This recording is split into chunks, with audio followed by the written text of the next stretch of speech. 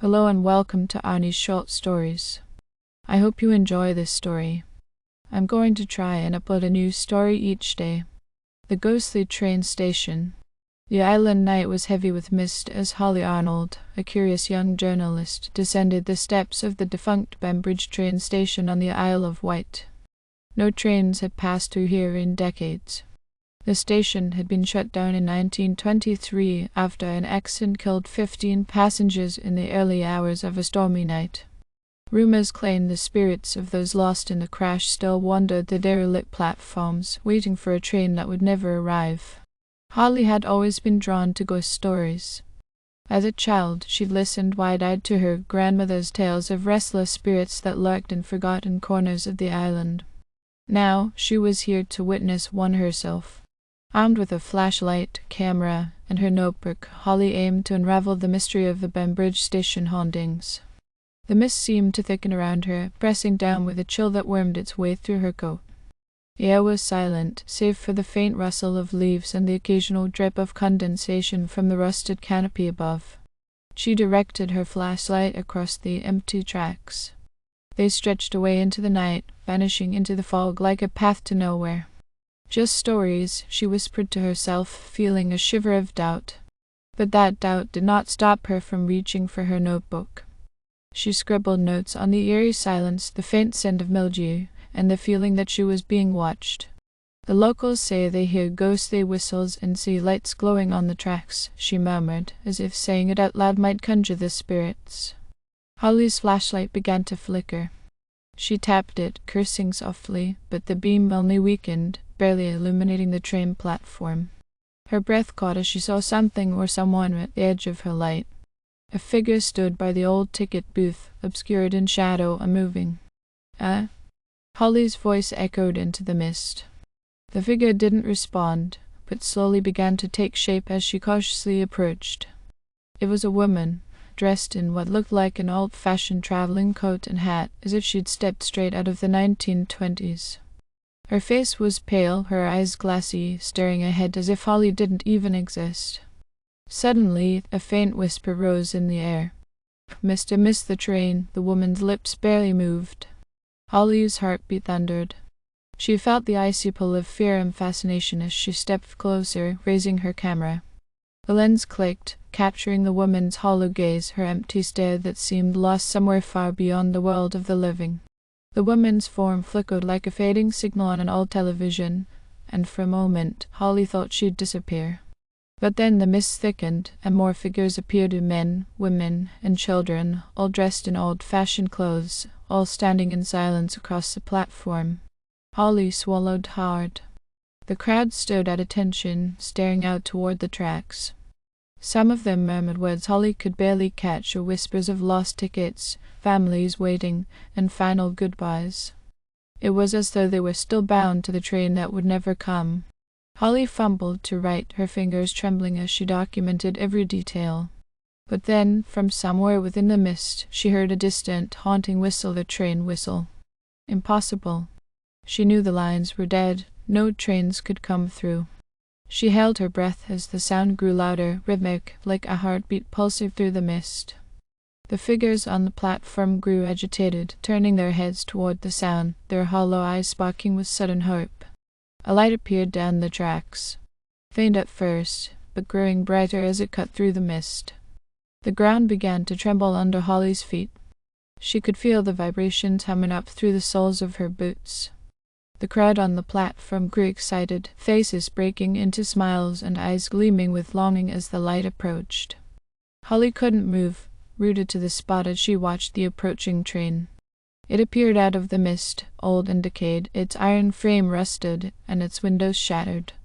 But it moved as though it were new, gliding over the forgotten tracks, roaring to a stop before the platform.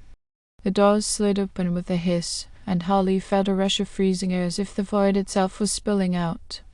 The passengers on the platform began to step forward, some holding hands, some clutching old tickets, others weeping silently.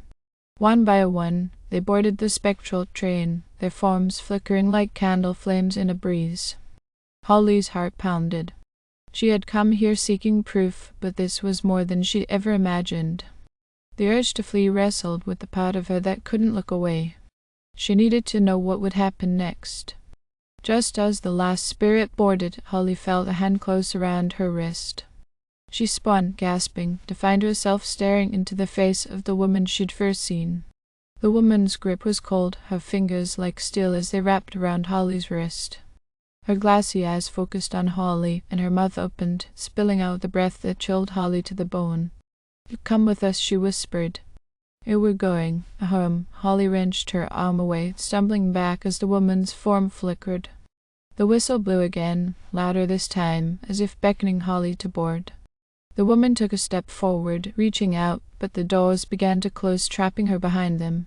The train hissed and groaned, gears clanking as it prepared to depart. Holly stumbled back, watching as the train began to glide away, carrying its ghostly passengers back into the mist. The faces in the windows were pressed to the glass, some smiling, others weeping, all fading slowly as the train vanished into the darkness. And then there was silence. The mist began to thin, the cold dissipated, and Holly was alone once more on the empty platform. She stood there for a long moment, her breath heaving, her heart racing, unable to believe what she had just seen. The silence was complete, and yet, faintly in the distance, she thought she heard the whistle one last time, fading into the night. Holly turned to leave, clutching her notebook as though it were the only thing tethering her to reality.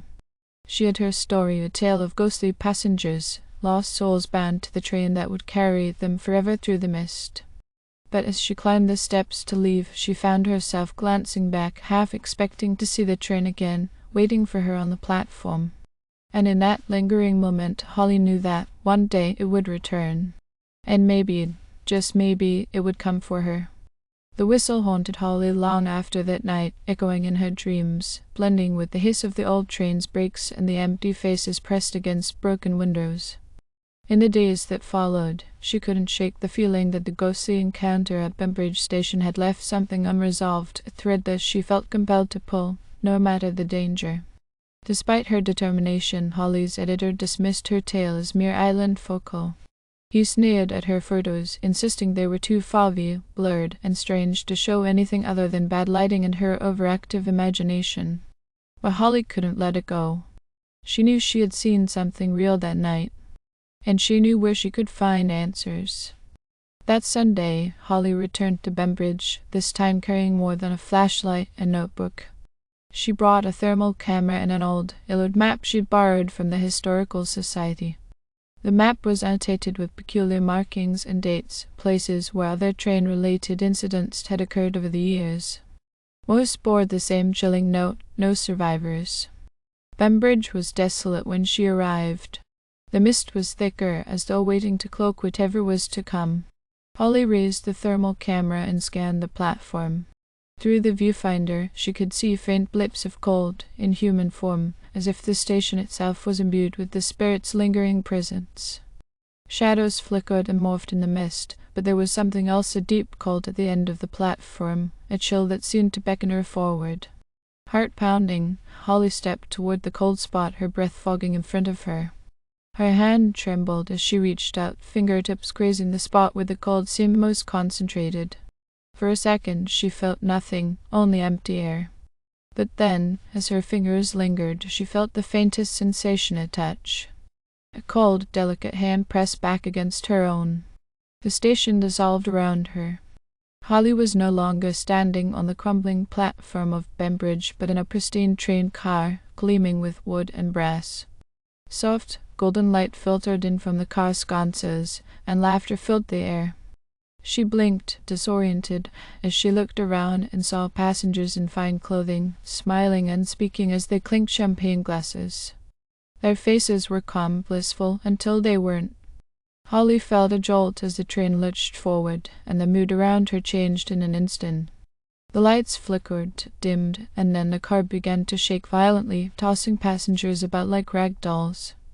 She stumbled, gripping the edge of a seat as people screamed, the car shuddering with an awful, metallic screech. She recognized the moment, the last seconds before the crash. Holly.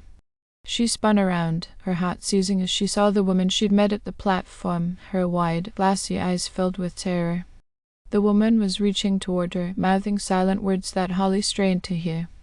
Save us! Holly's vision blurred, and with a violent jolt she was back at the desolate platform, her hand pressed against nothing but cold. She stumbled back, gasping.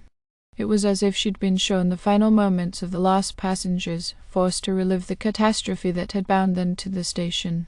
Before she could catch her breath, the familiar whistle sounded, distant but growing closer. Holly knew what it meant. The ghost train was returning, and this time it seemed to be coming for her. A chill rolled over her, and the mist thickened as the train's light appeared in the distance, casting an eerie glow through the fog. She thought of running, but her feet felt glued to the ground, held by an unseen force, bound by the despair of the souls who haunted this place. As the train pulled up to the platform, Holly felt her heart pounding against her ribcage. The doors opened with a slow hiss, and she watched as the spectral passengers began to file out, their hollow eyes fixed on her with a mixture of hope and sorrow. A conductor stepped forward, dressed in the sharp attire of another era, his face shrouded in shadows. He held out a hand to her, his voice echoing like a memory. "The final ticket," he intoned, "is yours, Miss Arnold." "No," Holly whispered. She didn't want to board. She hadn't come to become part of this tragedy. But the woman she had seen, the one who had whispered to her, stepped off the train and approached. Her cold fingers wrapped around Holly's hand, and her voice was soft but urgent. "If you help us, we can be free." The souls were trapped, bound to a moment in time, reliving their deaths on this ghostly train. She had the choice to leave or to help them cross over. And in that instant she knew what she had to do. Gritting her teeth, Holly stepped onto the train, feeling the spectral cold seep into her bones. The doors closed behind her with a final, shuddering hiss, and the train began to move. The passengers watched her with a silent plea as she took her seat among them. The train sped through the fog, picking up speed until the night outside was a blur. Holly gripped the seat tightly, whispering a silent promise to the lost souls around her. She wasn't sure how she would save them, only that she had to try.